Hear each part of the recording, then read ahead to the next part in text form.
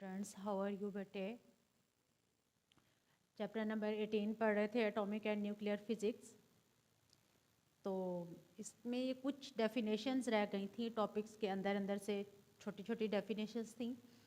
और इसके अलावा रेडियो आइसोटोप्स के यूजेस आपको पीडीएफ फाइल तो भेज दी गई थी, लेकिन आपका वीडियो लेक्चर नहीं बना था, तो वो एक बार मैं आपको इनके यूजेस भी समझा दूँगी। ठीक है, तो डेफिनेशंस में आपने ये स्टेबल और अनस्टेबल न्यूक्लियाई वर्ड आप पढ़ चुके हैं पहले। तो इन दोनों की डेफिनेशन आपने करनी है। सबसे पहले स्टेबल न्यूक्लियाई या स्टेबल न्यूक्लियाई ऐसे न्यूक्लियाई होते हैं, ठीक है, जो खुद ब खुद रेडिएशंस इमिट नहीं कर रहे होते। ठीक है, और अनस्टेबल न्यूक्लियाई ऐसे होते हैं जो खुद ब खुद रेडिएशंस इमिट कर रहे होते हैं। ठीक है, तो स्टेबल न्यूक्लियाई की सबसे पहले डेफिनेशन है nuclei which do not emit radiations naturally. ठीक है, जो कुदरती तौर पर रेडिएशंस इमिट ना करते हो आर कॉल्ड स्टेबल न्यूक्लियाई या स्टेबल न्यूक्लियाई कहा जाता है। Their atomic numbers are less than 82। इनका एटॉमिक नंबर जो है वो 82 से लेस होता है हमेशा। ठीक है, ये आपने याद रखना है। ऐसे एलिमेंट्स जिनका एटॉमिक नंबर 82 से लेस हो वो रेडिएशंस खुद ब खुद इमिट नहीं करते। ठीक है, उनको फिर आर्टिफिशियली रेडियोएक्टिव बनाया जाता है। ठीक है, उसके बाद दूसरे हैं अनस्टेबल न्यूक्लियाई। अनस्टेबल न्यूक्लियाई ऐसे होते हैं जो खुद ब खुद रेडिएशंस इमिट कर रहे होते हैं। ठीक है, nuclei which emit radiations naturally are called stable nuclei. Their atomic numbers are greater than 82, और इनका एटॉमिक नंबर क्या होता है, 82 से ग्रेटर होता है। इसके बाद रेडियो आइसोटोप्स हैं। ठीक है, एक तो आपने आइसोटोप्स तो आप वैसे पढ़ चुके थे पहले। रेडियो आइसोटोप्स क्या होते हैं कि आप किसी भी स्टेबल न्यूक्लियाई पे, ठीक है, स्टेबल न्यूक्लियाई जो होते हैं जो खुद ब खुद रेडिएशंस इमिट नहीं कर रहे होते, इनके ऊपर आप बम्बार्डमेंट करवाते हैं। आप न्यूट्रॉन हो, इलेक्ट्रॉन्स हो, अल्फा पार्टिकल्स हो, प्रोटॉन्स हो, ठीक है, कोई भी स्टेबल न्यूक्लियाई हो उसके ऊपर आप किसी भी पार्टिकल की बम्बार्डमेंट करवाएंगे, यानी कि उसके ऊपर कोई अल्फा रेज या उसके ऊपर गामा रेज या प्रोटॉन्स आप उसके ऊपर रेज फॉल करवाते हैं, उनका रिएक्शंस होता है उन पार्टिकल्स के साथ और वो कन्वर्ट हो जाते हैं ऐसे एलिमेंट्स में जो फिर रेडिएशंस इमिट करना स्टार्ट कर देते हैं। ठीक है, जो रेडियो एक्टिव एलिमेंट्स बन जाते हैं। स्टेबल न्यूक्लियाई होते हैं, रेडिएशंस इमिट नहीं कर रहे होते, इनके ऊपर आप प्रोटॉन्स, न्यूट्रॉन्स या अल्फा पार्टिकल्स की बम्बार्डमेंट करवाते हैं, जिसकी वजह से उनका रिएक्शन होता है और वो एलिमेंट्स क्या बन जाते हैं, रेडियो एक्टिव। ठीक है, तो ऐसे आइसोटोप्स को फिर कहते हैं radio isotopes. The stable and non radio active elements, ठीक है, ऐसे एलिमेंट्स जो स्टेबल होंगे और नॉन रेडियो एक्टिव यानी कि रेडियो एक्टिव नहीं होते, रेडिएशन इमिट नहीं कर रहे होते, can also be changed into radio active elements. उन्हें रेडियो एक्टिव एलिमेंट्स में कन्वर्ट किया जा सकता है बाय बम्बार्डिंग देम, उनके ऊपर बम्बार्डमेंट करवा के, उनके ऊपर रेज फॉल करवा के विद द प्रोटॉन्स। ठीक है, वो बम्बार्डमेंट किसकी हो सकती है, वो प्रोटॉन्स की भी हो सकती है, न्यूट्रॉन्स की भी हो सकती है, और अल्फा पार्टिकल्स या फिर अल्फा पार्टिकल्स की भी बम्बार्डमेंट करवाई जा सकती है। ठीक है, such artificially produced radioactive elements are called radioactive isotopes और radioisotopes। ठीक है, तो इस तरह से क्या होता है कि आर्टिफिशियल प्रोड्यूस करवाए जाते हैं रेडियो एलिमेंट्स, यानी कि रेडिएशंस ये फिर क्या करते हैं, इमिट करना स्टार्ट कर देते हैं, लेकिन ये आर्टिफिशियल प्रोसेस होता है। ठीक है, इस तरह के आइसोटोप्स को क्या कहा जाता है, रेडियो एक्टिव आइसोटोप्स, या सिंपल आप रेडियो आइसोटोप्स भी कह सकते हैं। ठीक है, आगे ये इसकी दो एग्जांपल्स दी हुई हैं कि सोडियम जो है ये स्टेबल न्यूक्लियाई है। ठीक है, सोडियम स्टेबल न्यूक्लियाई है, ये क्या करता है, रेडिएशंस खुद ब खुद इमिट नहीं करता। ठीक है, फिर इसको रेडियो एक्टिव बनाने के लिए क्या किया जाता है, इसके ऊपर न्यूट्रॉन्स की बम्बार्डमेंट करवाई जाती है। जब न्यूट्रॉन्स इसके ऊपर फॉल करते हैं तो सोडियम का और न्यूट्रॉन का रिएक्शन होता है, तो सोडियम पहले आइसोटोप 23 था, वो कन्वर्ट हो जाता है आइसोटोप 24 में। ठीक है, तो ये फिर क्या बन गया, रेडियो आइसोटोप बन गया ये वाला। ठीक है, ये वाला जो था ये नॉन रेडियो एक्टिव था, ये रेडियो एक्टिव आइसोटोप बन गया। इनका रिएक्शन हुआ, सोडियम 23 से सोडियम 24 में कन्वर्ट हो गया, और साथ क्या हुआ, गैमा रेज इमिट हुई। उसके बाद दूसरा रिएक्शन है एल्यूमिनियम 27 है। ठीक है, एल्यूमिनियम क्या है, स्टेबल न्यूक्लियाई है, ये रेडिएशन इमिट नहीं कर रहा होता, इसके ऊपर फिर हम बम्बार्डमेंट किसकी करवाते हैं, अल्फा पार्टिकल्स की। और अल्फा पार्टिकल्स आपने अल्फा रिएक्शन में पढ़ा था कि हीलियम के जो न्यूक्लियाई होते हैं वो एक्चुअली अल्फा पार्टिकल्स होते हैं। तो मैंने क्या किया, एल्यूमिनियम पे हीलियम की बम्बार्डमेंट करवाई। जैसे ही हीलियम का या अल्फा पार्टिकल भी आप इसे कह सकते हैं, अल्फा पार्टिकल का और एल्यूमिनियम का रिएक्शन हुआ, इन्होंने क्या प्रोड्यूस कर दिया, फॉस्फोरस 30। ठीक है, अब ये फॉस्फोरस 30 जो है ये रेडियो एक्टिव आइसोटोप है, और साथ क्या हुआ, एक न्यूट्रॉन इमिट हुआ। ठीक है, तो इस तरह से हम क्या करते हैं कि नॉन रेडियो एक्टिव एलिमेंट्स जो होते हैं उनके ऊपर न्यूट्रॉन, प्रोटॉन्स या अल्फा पार्टिकल्स की बम्बार्डमेंट करवा के हम उन्हें रेडियो एक्टिव एलिमेंट्स बना सकते हैं। ठीक है, अब कोई भी ऐसे केमिकल कंपाउंड जिनमें थोड़ा बहुत रेडियो एक्टिव एलिमेंट पाया जाता हो, कोई भी रेडियो एक्टिव न्यूक्लियाई पाया जाता हो, तो उन केमिकल कंपाउंड्स को फिर कहा जाता है ट्रेसर्स। ठीक है, ट्रेसर्स वो डिफरेंट डिजीज़ या फिर उनकी जो क्योरिंग्स होती हैं उन डिजीज़ की, उसको यूज़ करने के लिए, उसको ट्रेस करने के लिए यूज़ किए जाते हैं। ठीक है, इसी वजह से इनको कहा जाता है ट्रेसर्स। किसी भी डिजीज़ को ट्रेस करना यानी कि फाइंड आउट करना, इसी वजह से इनको ट्रेसर्स कहा जाता है। ऐसे केमिकल कंपाउंड जिनमें रेडियो एक्टिव एलिमेंट्स की थोड़ी बहुत क्वांटिटी मौजूद हो। ठीक है, तो ट्रेसर्स की डेफिनेशन है chemical compounds containing some quantity of radio isotopes. ऐसे केमिकल कंपाउंड जिनमें रेडियो आइसोटोप्स यानी कि रेडियो एक्टिव एलिमेंट्स की क्या हो, थोड़ी सी मिकदार मौजूद हो, उन्हें कहा जाता है ट्रेसर्स। ठीक है, फिर इन ट्रेसर्स के आगे यूजेस हैं। ये मेडिकल फील्ड में भी यूज़ होते हैं। ठीक है, मेडिसिन में इनको यूज़ किया जाता है। उसके अलावा ये इंडस्ट्री में यूज़ होते हैं। उसके अलावा ये एग्रीकल्चर में भी यूज़ होते हैं। ठीक है, तो इनके 3 यूजेस हैं। सबसे पहले uses of radio isotopes in medicine है कि मेडिसिन में ये किस तरह से यूज़ होते हैं। ठीक है, तो सबसे पहला इसका यूज़ किया है कि iodine 131 used for the monitoring of thyroids. Iodine का जो 131 आइसोटोप होता है ये किस लिए यूज़ होता है, थायराइड ग्लैंड्स जो गले में अक्सर यहाँ ग्लैंड्स बन जाते हैं उन्हें कहा जाता है थायराइड ग्लैंड्स। ठीक है, तो थायराइड ग्लैंड्स को जब मॉनिटर करना होता है, उनको ऑब्जर्व करना होता है, तो उसके लिए आयोडीन 131 में से जो रेज इमिट हो रही होती हैं वो फॉल करवाई जाती हैं बॉडी पे, और उसको डिटेक्ट किया जाता है फोटोग्राफिक प्लेट पे उसका इमेज लेके। ठीक है, तो ये आयोडीन 131 का यूज़ था। उसके बाद अगला है फॉस्फोरस 32।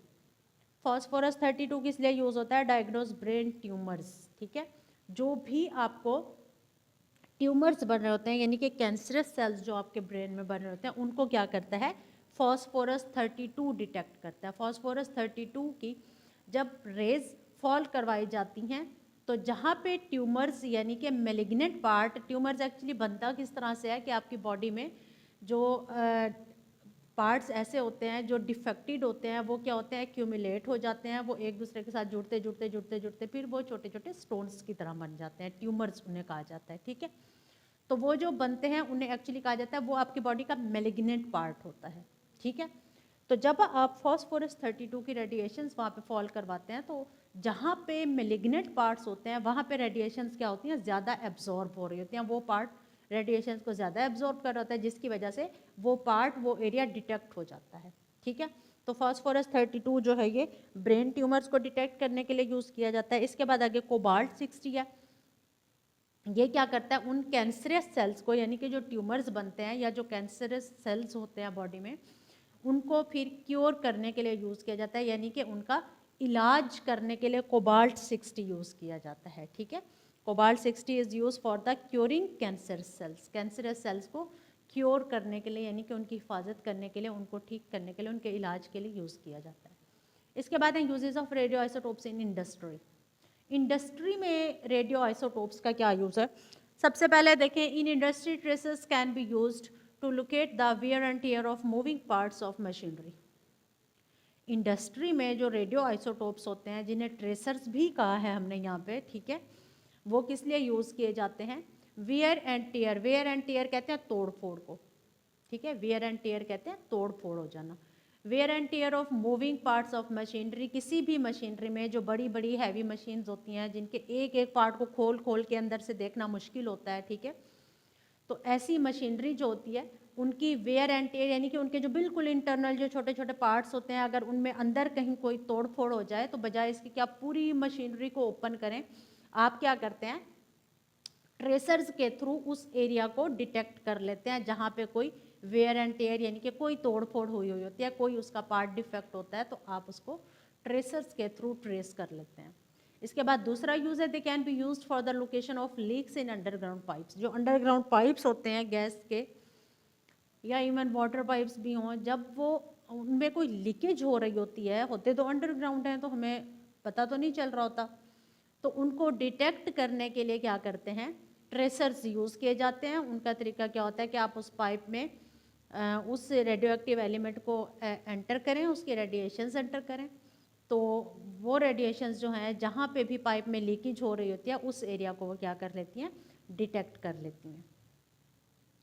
आगे फिर ये जो थर्ड एंड फोर्थ यूज़ है ये क्या है, एग्रीकल्चर में, ठीक है, कि ज़राअत में किस तरह से आइसोटोप्स यूज़ होते हैं। यहाँ पे भी फॉस्फोरस 32 ही है। Phosphorus 32 is use to find out how well plants are absorbing phosphate fertiliser, ठीक है। फॉस्फोरस 32 किस लिए यूज़ होता है, ऑब्जर्व किया जाता है कि प्लांट्स जो है ये फर्टिलाइजर्स को कितना एब्जॉर्ब कर रहे हैं, क्या वो इतना एब्जॉर्ब कर रहे हैं कि उनकी जो रिक्वायरमेंट है प्लांट्स की ग्रोथ के लिए वो रिक्वायरमेंट पूरी कर रहे हैं या नहीं कर रहे हैं, ठीक है। तो उसके लिए फॉस्फोरस 32 यूज़ होता है। उसके बाद लास्ट जो यूज़ है वो है carbon 14 is use to estimate the age of dead plants और एनिमल्स, ठीक है। कार्बन 14 आइसोटोप है, ये भी रेडियो एक्टिव होता है, और ये यूज़ किस लिए होता है, जो डेड प्लांट्स या dead animals, even dead humans में भी, ठीक है, उनकी एज का अंदाज़ा लगाने के लिए कि कितना अरसा पहले डेड हो चुके हैं ये, ठीक है, तो उस एज का अंदाज़ा लगाने के लिए कार्बन 14 का आइसोटोप यूज़ किया जाता है। और इस प्रोसेस को क्या कहते हैं, कार्बन डेटिंग। इस प्रोसेस को कहते हैं कार्बन डेटिंग। फिर आपने कार्बन डेटिंग की डेफिनेशन करनी है। यही डेफिनेशन होगी, the age of dead human, animals और plants can be estimated by comparing the activity of carbon 14 in life and dead tree. आप क्या करते हैं कि कोई भी ह्यूमन हो, एनिमल्स हो, प्लांट्स हो, कोई भी प्लांट हो, ठीक है, उसकी अगर वो डेड हो गया है तो उसकी एज का एस्टिमेट आपने किस तरह से करना होता है, जो कार्बन 14 होता है उसकी जो क्वांटिटी होती है उसको कंपेयर करके, ठीक है। एक लिविंग प्लांट लें, लेट आपने एक डेड प्लांट की एज फाइंड करनी है, तो आप क्या करेंगे, सेम एक लिविंग प्लांट होगा और एक वो डेड प्लांट होगा जिसकी आपने एज फाइंड करने के कितना अरसा पहले डेड हो चुका है, ठीक है। तो आपने क्या करना है कि लिविंग प्लांट में भी कार्बन 14 की कंसंट्रेशन फाइंड कर लें कि कितनी मिकदार में कार्बन 14 है, और जो डेड प्लांट है उसमें भी कार्बन 14 की कंसंट्रेशन फाइंड कर लें, ठीक है। डिपेंड करता है इसकी हाफ लाइफ पे, ठीक है। कार्बन 14 की जो हाफ लाइफ है वो है आई थिंक 5720 ईयर्स है, ठीक है, 5720 ईयर्स। 5720 ईयर्स में कार्बन 14 आधा डिके होता है, ठीक है। हाफ लाइफ आपने पढ़ी हुई है कि क्या होती है। तो एक्चुअली होता क्या है कि जितने भी लिविंग एनिमल्स होते हैं, प्लांट्स होते हैं या इवन ह्यूमंस भी होते हैं, वो क्या करते हैं, कार्बन डाइऑक्साइड को यूज़ कर रहे होते हैं। और कार्बन डाइऑक्साइड क्या होती है, एटमॉस्फेयर में मौजूद होती है, ठीक है, जिसकी वजह से वो ह्यूमंस या वो एनिमल्स खुद भी थोड़े बहुत रेडियो एक्टिव बन जाते हैं, रेडिएशन इमिट कर रहे होते हैं, ठीक है। अब जैसे ही कोई प्लांट या कोई एनिमल डेड होता है तो उसमें जो कार्बन 14 की अमाउंट होती है वो भी आहिस्ता आहिस्ता डिके होने लग जाती है, ठीक है। तो जब आप किसी भी डेड प्लांट या डेड एनिमल की एज को आप फाइंड करना चाहेंगे तो आप क्या करेंगे कि एक लिविंग लेंगे, लिविंग प्लांट, और साथ एक डेड प्लांट ले लें, या किसी एनिमल में अगर करना है तो एक लिविंग एनिमल ले लें, साथ एक डेड एनिमल ले लें। आपने क्या करना है कि उस लिविंग में जब आप कार्बन 14 की परसेंटेज फाइंड कर लेंगे और जो डेड होगा उसमें भी आप कार्बन 14 की परसेंटेज फाइंड कर लेंगे, तो आपने उसकी हाफ लाइफ के अकॉर्डिंग देखना है कि अगर तो जो डेड एनिमल है उसमें कार्बन 14 की मिकदार बिल्कुल ही नहीं है, तो इट मीन्स वो क्या हो गया, पूरे का पूरा कार्बन 14 डिके हो गया। पूरे का पूरा डिके होने का मतलब ये हुआ कि उसकी हाफ लाइफ क्या हो चुकी है, कंप्लीट हो चुकी है। अगर वो लिविंग की निस्बत डेड में हाफ है, तो इट मीन्स वो अपनी एक हाफ लाइफ कंप्लीट कर चुका है। इट मीन्स उस वाले एनिमल को मरे हुए 5720 साल गुजर चुके हैं, एक हाफ लाइफ उसकी कंप्लीट हो चुकी है।